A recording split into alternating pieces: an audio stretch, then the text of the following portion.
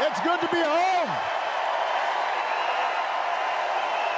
It is good to be home, and I don't know about you, but I'm feeling fired up.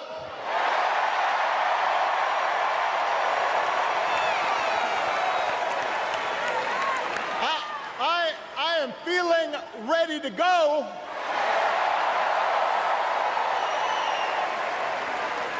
Even if I am the only person stupid enough to speak after Michelle Obama.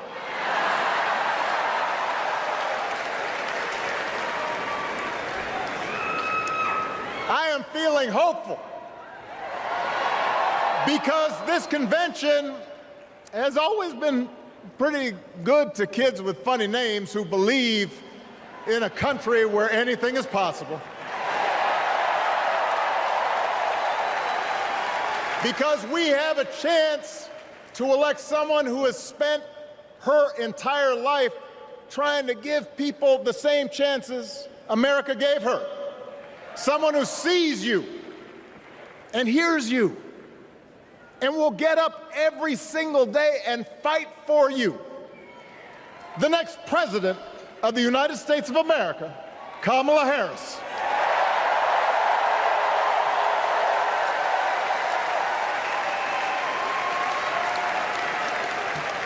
It's been 16 years since I had the honor of accepting this party's nomination for president. And I know that's hard to believe because I have not aged a bit. But it's true. And looking back, I can say without question that my first big decision as your nominee turned out to be one of my best. And that was asking Joe Biden to serve by my side as vice president.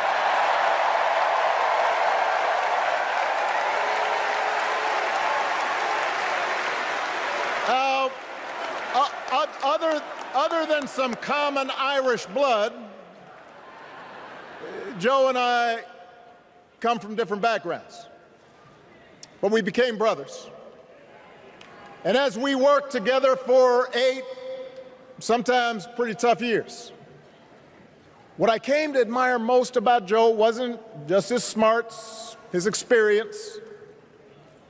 It was his empathy and his decency and his hard-earned resilience, his unshakable belief that everyone in this country deserves a fair shot.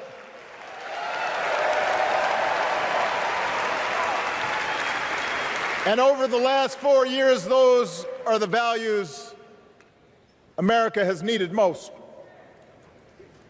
At a time when millions of our fellow citizens were sick and dying, we needed a leader with the character to put politics aside and do what was right. At a time when our economy was reeling, we needed a leader with the determination to drive what would become the world's strongest recovery. 15 million jobs, higher wages, lower health care costs. At a time when the other party had turned into a cult of personality, we needed a leader who was steady and brought people together and was selfless enough to do the rarest thing there is in politics, putting his own ambition aside for the sake of the country.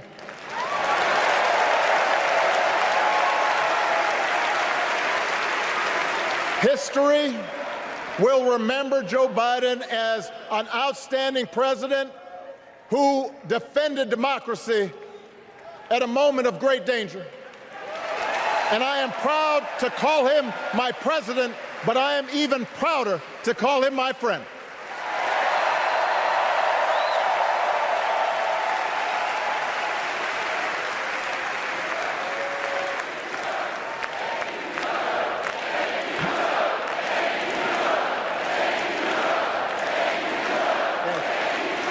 Now,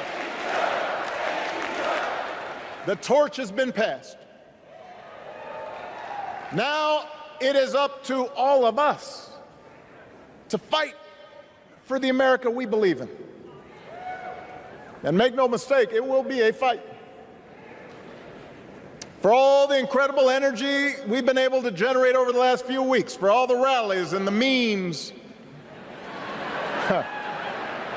this will still be a tight race in a closely divided country. A country where too many Americans are still struggling, where a lot of Americans don't believe government can help. And as we gather here tonight, the people who will decide this election are asking a very simple question. Who will fight for me? Who's thinking about my future, about my children's future, about our future together? One thing is for certain, Donald Trump is not losing sleep over that question.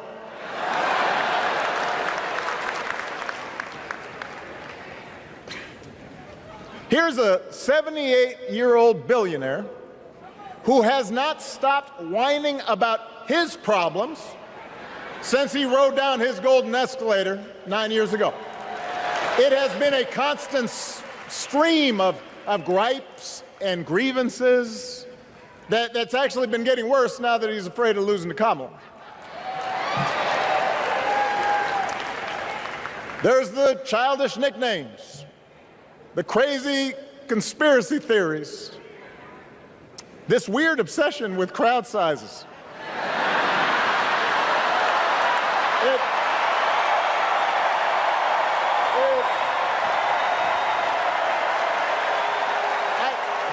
It just goes on and on and on. The other day I heard someone compare Trump to the neighbor who keeps running his leaf blower outside your window every minute of every day.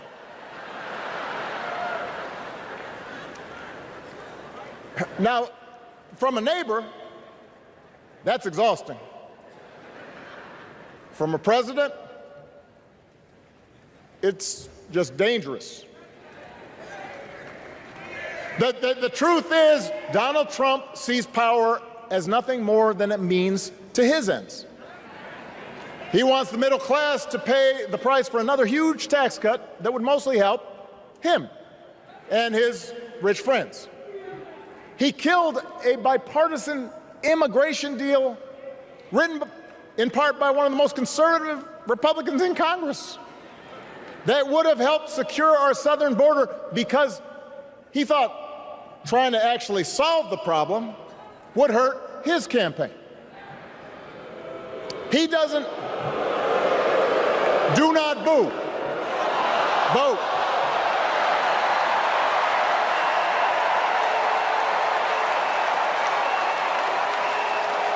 He doesn't seem to care if more women lose their reproductive freedom, since it won't affect his life. And most of all, Donald Trump wants us to think that this country is hopelessly divided between us and them, between the real Americans, who of course support him, and the outsiders who don't. And he wants you to think that you'll be richer and safer if you will just give him the power to put those other people back in their place. It is one of the oldest tricks in politics, from a guy whose act has, let's face it, gotten pretty stale. We do not need 4 more years of bluster and bumbling and chaos. We have seen that movie before, and we all know that the sequel is usually worse.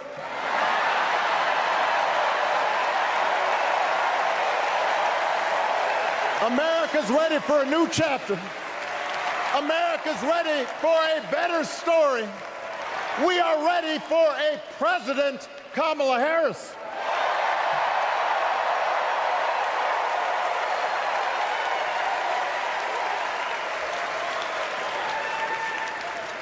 And Kamala Harris is ready for the job. This is a person who has spent her life fighting on behalf of people who need a voice and a champion. As you heard from Michelle, Kamala was not born into privilege. She had to work for what she's got. And she actually cares about what other people are going through. She's not the neighbor running the leaf blower. She's the neighbor rushing over to help when you need a hand. As a prosecutor, Kamala stood up for children who had been victims of sexual abuse.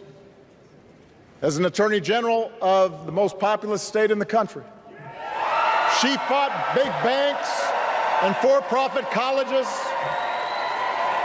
securing billions of dollars for the people they had scammed. After the home mortgage crisis, she pushed me and my administration hard to make sure homeowners got a fair settlement. Didn't matter that I was a Democrat. Didn't matter that she had knocked on doors for my campaign in Iowa. She was going to fight to get as much relief as possible for the families who deserved it.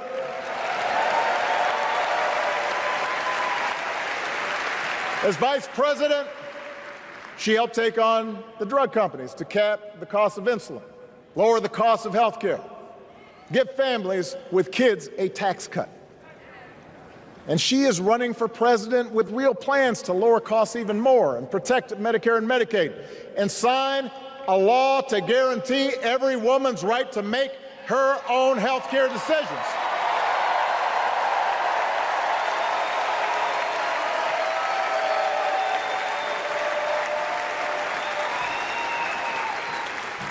In other words, Kamala Harris won't be focused on her problems.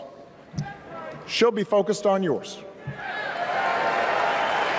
As president, she won't just cater to her own supporters and punish those who refuse to kiss the ring or bend the knee.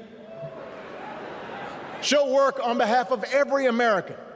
That's who Kamala is. And in the White House, she will have an outstanding partner in Governor Tim Walz.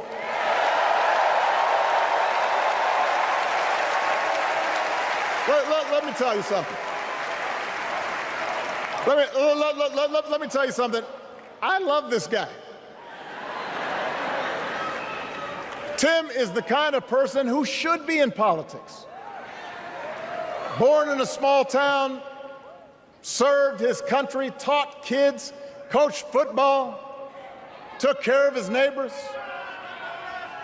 He knows who he is, and he knows what's important. You can tell those flannel shirts he wears don't come from some political consultant. They come from his closet, and they have been through some stuff.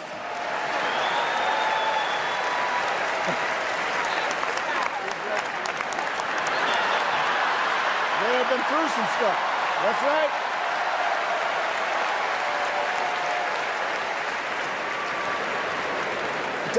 Together, Kamala and Tim have kept faith with America's central story. A story that says we are all created equal. All of us endowed with certain inalienable rights, that everyone deserves a chance, that even when we don't agree with each other, we can find a way to live with each other. That's Kamala's vision. That's Tim's vision. That's the Democratic Party's vision. And our job over the next 11 weeks is to convince as many people as possible to vote for that vision. Now, it won't be easy. The other side knows it's easier to play on people's fears and cynicism, always has been. They will tell you that government is inherently corrupt, that sacrifice and generosity are for suckers.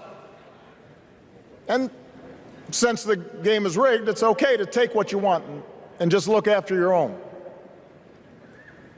That's the easy path. We have a different task. Our job is to convince people that democracy can actually deliver.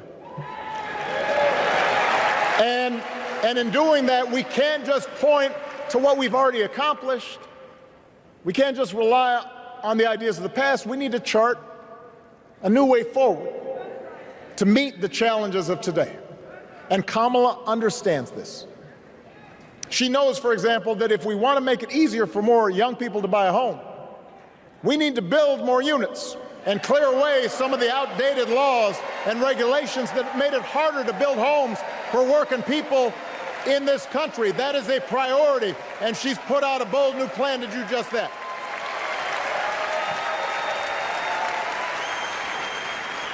On health care, we should all be proud of the enormous progress that we've made through the Affordable Care Act,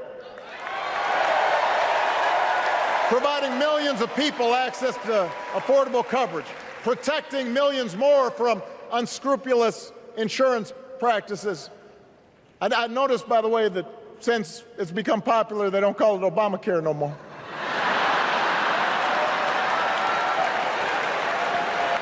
But Kamala knows we can't stop there, which is why she'll keep working to limit out-of-pocket costs. Kamala knows that if we want to help people get ahead, we need to put a college degree within reach of more Americans. But she also knows college shouldn't be the only ticket to the middle class. We need to follow the lead of governors like Tim Walz, who said, if you've got the skills and the drive, you shouldn't need a degree to work for state government. And in this new economy, we need a president who actually cares about the millions of people all across this country who wake up every single day to do the essential, often thankless work, to care for our sick, to clean our streets, to deliver our packages. We need a president who will stand up for their right to bargain for better wages and working conditions. And Kamala will be that president.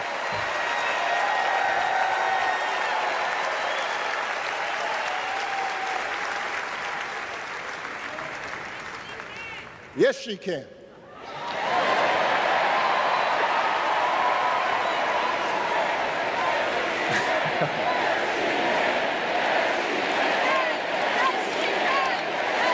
Yes, she can. A Harris-Walz administration can help us move past some of the tired old debates that keep stifling progress. Because at their core, Kamala and Tim understand that when everybody gets a fair shot, we are all better off. They understand that when every child gets a good education, the whole economy gets stronger. When women are paid the same as men for doing the same job, all families benefit.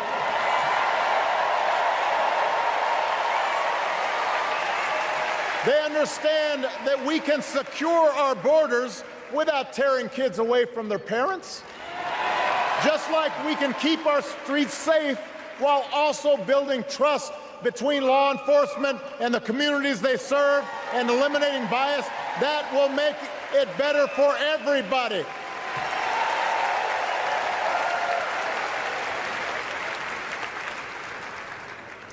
Donald Trump and his well-heeled donors, they don't see the world that way. For them, one group's gains is necessarily another group's loss. For them, freedom means that the powerful can do pretty much what they please, whether it's fire workers trying to organize a union or put poison in our rivers or avoid paying taxes like everybody else has to do.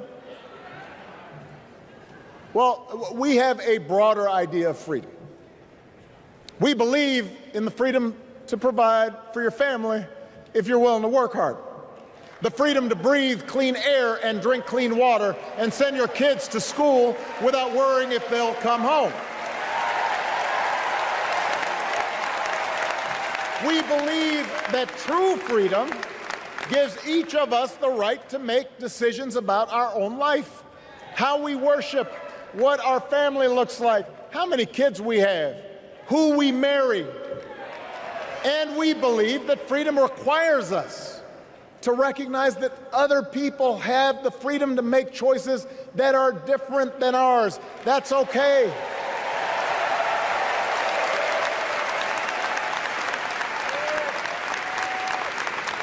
That's the America Kamala Harris and Tim Walz believe in.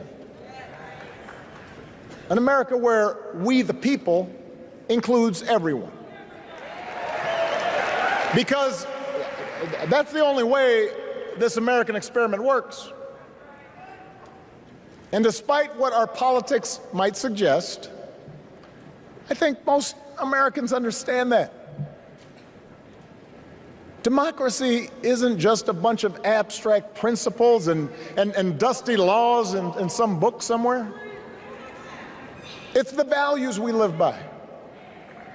It's the way we treat each other, including those who don't look like us, or pray like us, or see the world exactly like we do.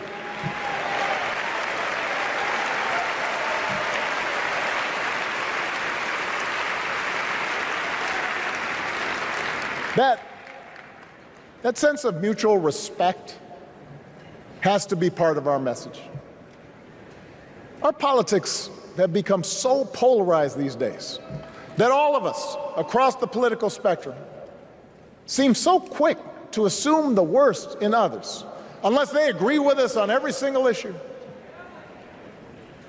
We start thinking that the only way to win is to scold and shame and out-yell the other side. And after a while, regular folks just tune out, or they don't bother to vote. Now, that approach may work for the politicians who just want attention and thrive on division, but it won't work for us.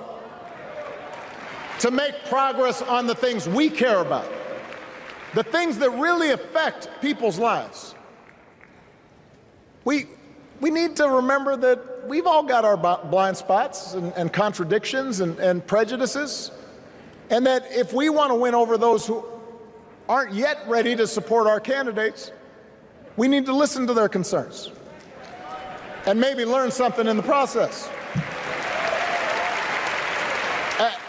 After all, if a parent or grandparent occasionally says something that makes us cringe,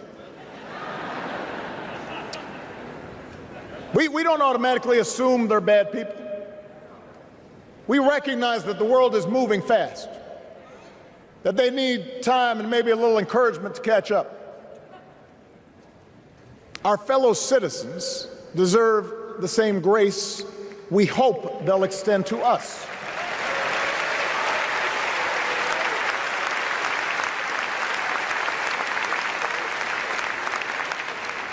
That's how we can build a true democratic majority, one that can get things done. And by the way, that does not just matter to the people in this country. The rest of the world is watching to see if we can actually pull this off.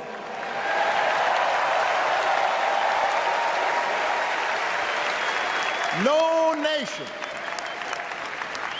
no society has ever tried to build a democracy as big and as diverse as ours before. One that includes people that over decades have come from every corner of the globe. One where our allegiances and our community are defined not by race or blood, but by a common creed. And that's why when we uphold our values, the world's a little brighter. When we don't, the world's a little dimmer. We shouldn't be the worst injustice in the world, but America can be and must be a force for good, discouraging conflict, fighting disease, promoting human rights, protecting the planet from climate change, defending freedom, brokering peace. That's what Kamala Harris believes, and so do most Americans.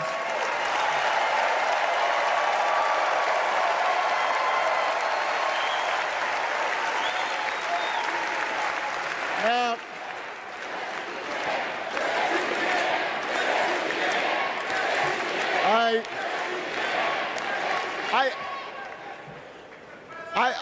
I know these ideas can feel pretty naive right now. We live in a time of such confusion and rancor, with a culture that puts a premium on things that don't last. Money, fame, status, likes. We chase the approval of strangers on our phones. We build all manner of walls and fences around ourselves, and then we wonder why we feel so alone. We don't trust each other as much because we don't take the time to know each other. And in that space between us, politicians and algorithms teach us to caricature each other and troll each other and fear each other. But here's the good news, Chicago. All across America, in big cities and small towns, away from all the noise, the ties that bind us together are still there. We still coach Little League and look out for our elderly neighbors. We still feed the hungry in churches and mosques and synagogues and temples. We share the same pride when our Olympic athletes compete for the gold. Because the vast majority of us do not want to live in a country that's bitter and divided. We want something better. We want to be better. And the joy and the excitement that we're seeing around this campaign tells us we're not alone. You know, I've spent a lot of time thinking about these past few months because, as Michelle mentioned, this summer we lost her mom, Ms. Marion Robinson. And I don't know that anybody has ever loved their mother-in-law any more than I love mine. Now, mostly it's because she was funny and wise and the least pretentious person I knew. That, and she always defended me with Michelle when I messed up. I'd hide behind her.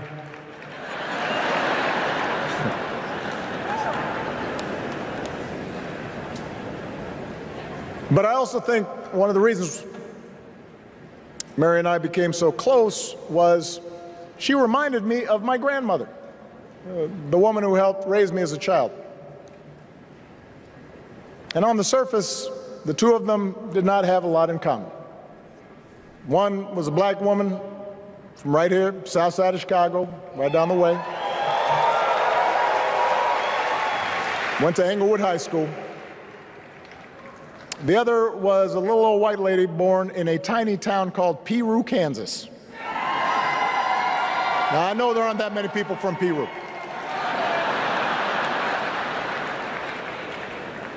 And yet they shared a basic outlook on life. They were strong, smart, resourceful women, full of common sense, who, regardless of the barriers they encountered, and women growing up in the 40s and 50s and 60s, they encountered barriers. They still went about their business without fuss or complaint and provided an unshakable foundation of love for their children and their grandchildren. In that sense, they both represented an entire generation of working people who, through war and depression, discrimination and limited opportunity, helped build this country. A lot of them toiled every day at jobs that were often too small for them and didn't pay a lot. They willingly went without just to keep a roof over the family's heads, just to give their children something better. But they knew what was true. They knew what mattered. Things like honesty and integrity, kindness and hard work.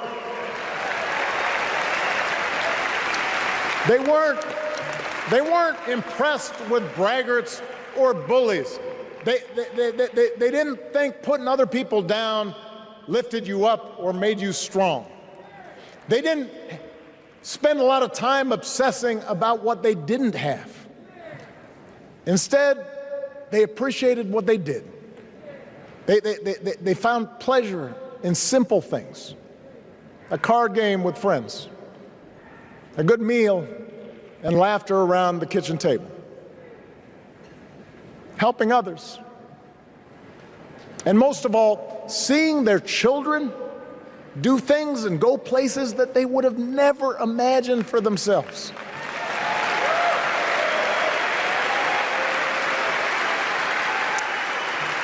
Whether you are a Democrat or a Republican or somewhere in between,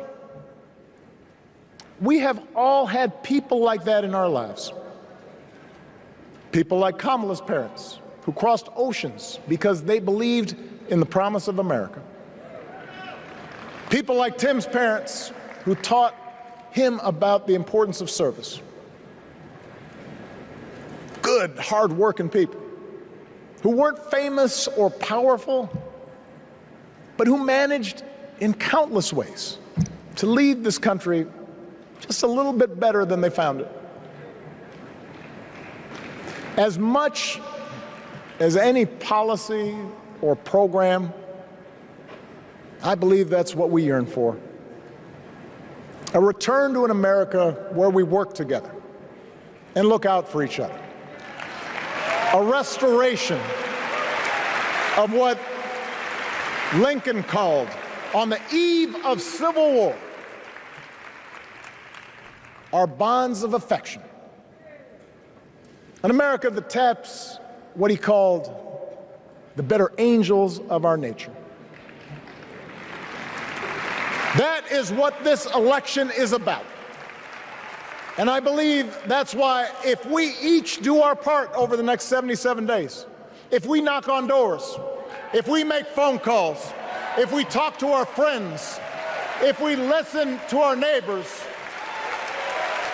if we work like we've never worked before, if we hold firm to our convictions,